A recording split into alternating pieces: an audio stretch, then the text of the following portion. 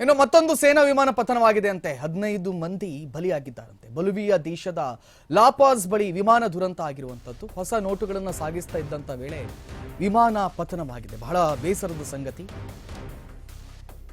Bolivia ದೇಶದ ಲಾಪಾಸ್ ಬಳಿ ವಿಮಾನ ದುರಂತವಾಗಿದೆ. ಬೊಲಿವಿಯಾ ಅನ್ನುವಂಥ ಪುಟ್ಟ ದೇಶ ಅದು. ಹೊಸ ನೋಟ್ಗಳನ್ನ ಸಾಗಿಸ್ತಾ ಇದ್ದಂತ ವೇಳೆ ವಿಮಾನ ಪತನ ಆಗಿದೆ ಅಂತೆ. ರಾಜಧಾನಿ ಲಾಪಾಸ್ ಬಳಿಯ ಎಲ್ ಆಲ್ಟೋ ನಗರದಲ್ಲಿ ಈ ಘಟನೆ ನಡೆದಿದೆ. ವಾಯುಪಡೆಯ ಹರ್ಕ್ಯುಲಿಸ್ C-130 ವಿಮಾನ ಅಪಘಾತಕ್ಕೀಡಾಗಿದೆ. ದುರಂತದಲ್ಲಿ 15 ಮಂದಿ ಸಾವು, 30 ಮಂದಿಗೆ ಗಂಭೀರವಾಗಿ ಗಾಯಗಳಾಗಿವೆ ಅನ್ನುವಂತಹ ಮಾಹಿತಿ ಲಭ್ಯವಾಗ್ತಿದೆ. ರಸ್ತೆಯಲ್ಲಿ ನೋಟುಗಳ ಹಾರಾಟ, ಹಣ ಬಾಚಲು ಜನರು ಮುಗಿಬಿದ್ದಿದ್ದಾರಂತೆ. ಮತ್ತೊಂದು ಸೇನಾ ವಿಮಾನ ಇದೆ ಪತನವಾಗಿದೆ. ಬಹಳ ಬೇಸರ ಸಂಗತಿ. ಯಾಕೋ ಗೊತ್ತಿಲ್ಲ, ಇತ್ತೀಚೆಗಿನ ಕಾಲಮಾನದಲ್ಲಿ ಈ ಲೋಹದ ಹಕ್ಕಿಗಳು ಮರಳಿ ಮರಳಿ ಭೂಮಿಗೆ ಉರುಳುತ್ತಾ ಇವೆ. ಯಾಕಿರಬಹುದು? ಸೊ ಇದರ ಇಂಜಿನ್ ಅನ್ನು ಕೂಡ ಈಗ ಚೆಕ್ ಮಾಡ್ತಾರೆ. ಇನ್ ಕೇಸ್ ಆಫ್ ಇದು ಕೂಡ ಬೋಯಿಂಗ್ ಇಂಜಿನ್ ಅಂತಾದ್ರೆ, ಐ ರಿಪೀಟ್, ಇದು ಕೂಡ ಬೋಯಿಂಗ್ ಇಂಜಿನ್ ಅಂತಾದ್ರೆ ಖಂಡಿತವಾಗಿಯೂ ಇವತ್ತು ಪ್ರಪಂಚವ್ಯಾಪಿ ಬೋಯಿಂಗ್ ಅನ್ನ ಬ್ಯಾನ್ ಮಾಡಬೇಕಾದಂತಹ ಕಾಲಘಟ್ಟದಲ್ಲಿ ನಾವಿದ್ದೀವಿ. ದ ರೀಸನ್ ಬೋಯಿಂಗ್ ಸ್ವಲ್ಪ ಎಕ್ಸ್ಪೆನ್ಸಿವ್ ಅಲ್ಲ, ಅದು ಸ್ವಲ್ಪ ಕೈಗೆಟುಕೋ ದರದಲ್ಲಿ ಸಿಗುತ್ತೆ ಅನ್ನೋ ಕಾರಣಕ್ಕೂ ಅಥವಾ ಬೇರೆ ರೀಸನ್ಗಳಿಗೂ ಗೊತ್ತಿಲ್ಲ.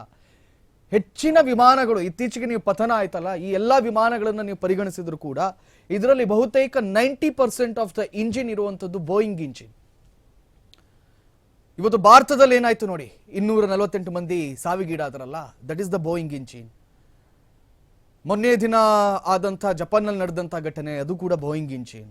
ಸೊ ಈ ಬೋಯಿಂಗ್ ಇಂಜಿನ್ ನಲ್ಲೇ ಏನಾದರೂ ಒಂದು ಕೊರತೆ ಇದೆಯಾ? ಅದಲ್ಲದೆ ಜಾಗತಿಕ ಮಟ್ಟದಲ್ಲಿ ಬೋಯಿಂಗ್ ಇಂಜಿನ್ಗೆ ಸಡನ್ ಆಗಿ ಡಿಮ್ಯಾಂಡ್ ಹೆಚ್ಚಾದ ಕಾರಣಕ್ಕಾಗಿ ಅವರು ಅದನ್ನ ಮ್ಯಾನುಫ್ಯಾಕ್ಚರಿಂಗ್ ಅಲ್ಲಿ ಏನಾದರೂ ತರಾತುರಿಯಲ್ಲಿ ಮಾಡಬೇಕು ಅನ್ನುವಂಥ ಗಂಟಿಗೆ ಬಿದ್ದು ಏನಾದರೂ ತಪ್ಪುಗಳನ್ನು ಮಾಡ್ತಾ ಇದೆಯಾ? ಇದೆಲ್ಲದನ್ನ ಕೂಡ ನಾವಿಲ್ಲಿ ಗಮನಿಸಬೇಕಾಗತ್ತೆ. ಬಟ್ ಇದು ಮೇ ಬಿ ಮಿಲಿಟರಿ ವಾಹನ ಅಂತ ಹೇಳ್ತಾ ಇದ್ದಾರೆ. Maybe Rolls Royce engine ಇರ್ಬೋದೇನೋ ಮಿಲಿಟರಿ ವಾಹನ ಅನ್ನುವ ಕಾರಣಕ್ಕೆ.